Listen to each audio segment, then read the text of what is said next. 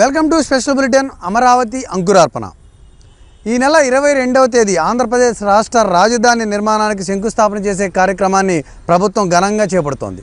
అత్యంత భారీగా ప్రతిష్టాత్మకంగా ఈ కార్యక్రమాన్ని నిర్వహించేందుకు పనులు వేగంగా పూర్తి చేస్తోంది. ప్రధాని చేతుల మీదుగా శంకుస్థాపన కార్యక్రమాన్ని నిర్వహిస్తున్న ఏపీ ప్రభుత్వం దేశ విదేశాలకు చెందినటువంటి ప్రముఖులను ఉద్దండులను ఇందులో భాగస్వాములు చేస్తోంది. ఎందుకు ప్రభుత్వం ఇంత భారీగా ఈ కార్యక్రమం చేపట్టింది? ఈ ప్రోగ్రాం ద్వారా ఏం చెప్పాలనుకుంటుంది? ప్రజలను ఎలా ఇన్వాల్వ్ చేస్తూ ఉంది? ఖర్చుపై వస్తున్న విమర్శలకు ఎటువంటి సమాధానం ఇస్తుంది? ప్రభుత్వానికి సంబంధించినటువంటి ప్రతినిధులు, ప్రభుత్వ పెద్దలు ఇప్పుడు మనతో ఉన్నారు. వారితో మాట్లాడదాం. మంత్రి నారాయణ గారు, అదేవిధంగా కమ్యూనికేషన్ సలహాదారు పరకాల గారు మనతో ఉన్నారు. వారితో ఈ అంశాలకు సంబంధించి కొద్దిసేపు చర్చిద్దాం. ముందుగా నారాయణ గారితో మాట్లాడదాం. నారాయణ గారు, ఏం చెప్పబోతున్నారు? మీరు ఈ కార్యక్రమం ద్వారా ఎటువంటి మెసేజ్ ఇవ్వబోతున్నారు?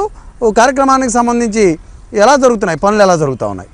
మన అమరావతి శంకుస్థాపన అక్టోబర్ 22వ తేదీ మన భారత ప్రధాని మోడీ గారి యొక్క చేతుల మీద చేయడానికి నిర్ణయించిన విషయం అందరికీ తెలుసు. దానికి సంబంధించిన పనులన్నీ చాలా చురుగ్గా జరుగుతున్నాయి.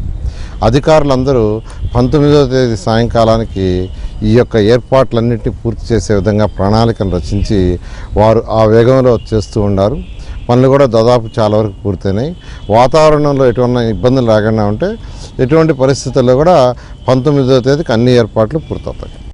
నారాయణ గారు, ఆహ్వానాలకు సంబంధించి ఆహ్వాన పత్రిక ముద్రించే దాని విషయంలో కూడా మీరు కొంత భిన్నంగా వ్యవహరించినటువంటి పరిస్థితి. ఎటువంటి మెసేజ్ ఇవ్వాలన్నారు? అంటే ఆహ్వాన పత్రికను ఎలా డిజైన్ చేశారు మీరు? అంటే సీఎం గారు మొదటి నుంచి ఆహ్వాన పత్రిక చాలా ఘనంగా ఉండాలన్నారండి. ఘనంగా అంటే ఇక్కడ డబ్బులు ఖర్చు పెట్టడం కాదు. ఆ ఆహ్వాన పత్రిక చూడంగానే ప్రతి ఒక్కరికి ఒక ఆనందం, ఏంది ఆహ్వాన పత్రికలు అనేది. అందుకని ఆహ్వాన పత్రికలో మన అమరావతి యొక్క చరిత్ర, గత చరిత్ర, 2000 సంవత్సరాల క్రితం ఉండే చరిత్ర, ఫ్యూచర్ ఎలా ఉండబోద్దు అనే రెండు సూచించే విధంగా చేయమన్నారు. అందుకని 2వ పేజీలో ఒక చక్రం, ఈ అమరావతి 2000 సంవత్సరాలకు సంబంధించిన పరిపాలనకు సంబంధించి గుర్తుగా ఒక చిహ్నం. 4వ పేజీలో ఏదైతే ప్రపోజ్డ్ మాస్టర్ ప్లాన్ ఇచ్చారో ఆ మాస్టర్ ప్లాన్ ముద్రించాం. ఈ విధంగా ఈ యొక్క ఆహ్వాన పత్రికను ముద్రించాం. చాలామంది దాన్ని వక్రీకరించి ఒక్కొక్క ఆహ్వాన పత్రిక యొక్క ఖరీదు 10,000 రూపాయలు ఖర్చు పెడుతున్నాం అంటున్నారు. అది కేవలం 70 రూపాయలండి. ప్రైమ్ మినిస్టర్కి ఇచ్చే ఆహ్వాన పత్రిక 70 రూపాయలు, కొన్ని ఆహ్వాన పత్రికలు 7 రూపాయలు. అంత తక్కువ బహుశా భారతదేశంలో కానీ బయట కానీ ఇలాంటి కార్యక్రమాలు, అంటే రాజధాని నిర్మాణంలో శంకుస్థాపనకి ముద్రించిన ఆహ్వాన పత్రికలో తక్కువ ఖర్చు చేసింది బహుశా ఆంధ్రప్రదేశ్లోని మా యొక్క ముఖ్యమంత్రి గారి యొక్క ఆధ్వర్యంలో తక్కువ ఖర్చు. ఈ ప్రజాధనం, ప్రజల సొమ్ము ఒక్క పైసా కూడా వేస్ట్ కాకూడదని సీఎం గారు చెప్పారు. ఆ కార్డు చూస్తానే మెయిన్ థీమ్ అంటే అసలు ఏంది, గతం ఎలా ఉండింది, ఫ్యూచర్ ఎలా ఉంది అనేది చూపించడం, ఘనంగా ప్రజలకు తెలియజేయటం. పరకాల్ గారు, మొత్తం ప్రోగ్రామ్కి సంబంధించి చూస్తున్నట్టయితే తెలుగుదనం ఉట్టిపడే విధంగా, అందరి ఎమోషన్స్ అందులో మిళితమయ్యే విధంగా ప్రోగ్రాం ఉంటుందని ప్రభుత్వం పదే పదే చెప్తోంది. దానికి సంబంధించి ఎటువంటి ప్లాన్స్ చేశారు? చాలా హుందాగా, చాలా నిరాడంబరంగా, కానీ మన సుసంపన్నమైనటువంటి సంప్రదాయాన్ని, సంస్కృతిని చక్కగా ప్రతిబింబించేలాగా, అందరినీ ఆకట్టుకునేలాగా, అందరికీ కూడా ఒక హృద్యమైనటువంటి అనుభవాన్ని కలగజేసేలాగా మనం చేస్తున్నాం. ఇక్కడ మన కళాకారులు, కూచిపూడి నుంచి వచ్చినటువంటి కళాకారులు, మనకున్నటువంటి జానపద కళాకారులు, వీరందరూ వచ్చి ఇక్కడ ఈ ప్రదర్శనలు ఇస్తారు. సార్, మీరు చాలా నిరాడంబరంగా కార్యక్రమం జరుగుతుందని చెప్తా ఉన్నారు, అందరు భాగస్వామ్యంతో జరుగుతుందని చెప్తున్నారు. కానీ మంత్రి గారు, 400 కోట్లు ఖర్చు చేస్తుంది ప్రభుత్వం అనే ఒక విమర్శ బలంగా వినిపిస్తూ ఉంది. దీనిపై, అది మీ డిపార్ట్మెంట్కి సంబంధించినటువంటి కార్యక్రమంగా చూస్తున్నాం మనం, దీనిపై మీరేమంటారు? అంటే ఎందుకు అలా ప్రజలని తప్పుదోవ పట్టిస్తున్నారో తెలియటం లేదండి. ఎంత ఖర్చు అవుతుంది సార్? అసలు ఎంత ఖర్చు అవుతుంది ప్రోగ్రామ్కి? ప్రోగ్రాం మొత్తం ఇంతవరకు అండి, కృష్ణా కలెక్టర్కి 2 కోట్ల రూపాయలు ఇచ్చాం, గుంటూరు కలెక్టర్కి 7 కోట్లు ఇచ్చాం. మొత్తం ఇంతవరకు రిలీజ్ చేసింది 9 కోట్లు. ఇంకా మహా ఖర్చు అయితే ఒక 3 కోట్లు, 4 కోట్లు, 5 కోట్లు కావచ్చు. కానీ నారాయణ గారు, మొత్తం ప్రోగ్రాంకి ప్రభుత్వం అసలు ఎంత ఖర్చు చేస్తుంది, అధికారులు ఎంత అంచనాలు రూపొందించారు, ఇప్పటి వరకు 9 కోట్లు విడుదల చేసిన సంగతి పక్కన పెడితే భవిష్యత్తులో ఇంతకంటే ఎక్కువ కాదు అనే ఒక ఫిగర్ని కానీ ఒక మొత్తాన్ని మీరు ఎందుకు చెప్పలేకపోతున్నారు? ఖచ్చితంగానండి, సీఎం గారు వీలైనంత వరకు తక్కువ ఖర్చు పెట్టమన్నారు. దాన్ని వీలైనంత తక్కువలో, అంటే ఈ రోజుకు 9 కోట్లు రిలీజ్ చేసాం. మొత్తం ఎస్టిమేషన్స్ అంతా చేస్తున్నారు. ఇందులో ఎటువంటి దాపరికాలు లేదు. ఇది ప్రజా సొమ్ము, ప్రజల యొక్క సొమ్ము. ఒక్క పైసా కూడా దుర్వినియోగం చేయడానికి మా సీఎం గారు ఒప్పుకోరు.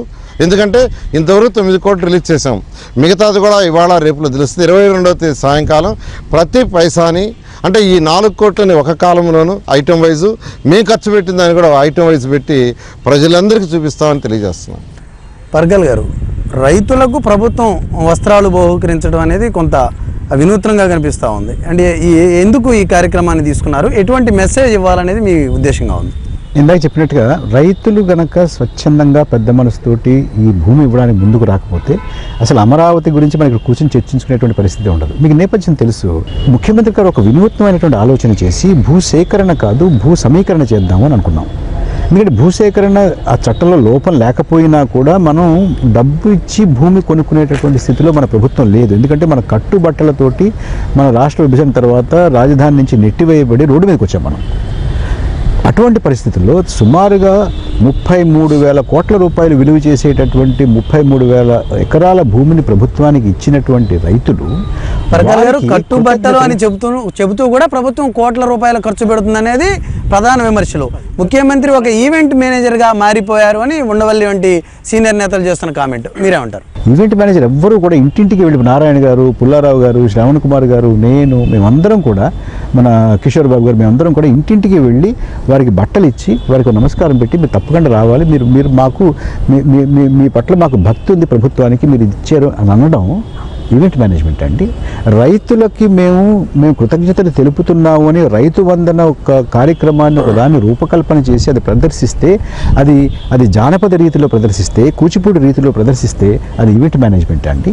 రాజధాని నగరం మన అందరి రాజధాని నగరం అనేటటువంటి ఒక భావోద్వేగ పూరితమైన అనుబంధం ఇప్పటికీ ఏర్పడి ఎలా చేస్తున్నారో ఏం చేస్తున్నారో చూడడానికి అక్కడికి వస్తున్నారు.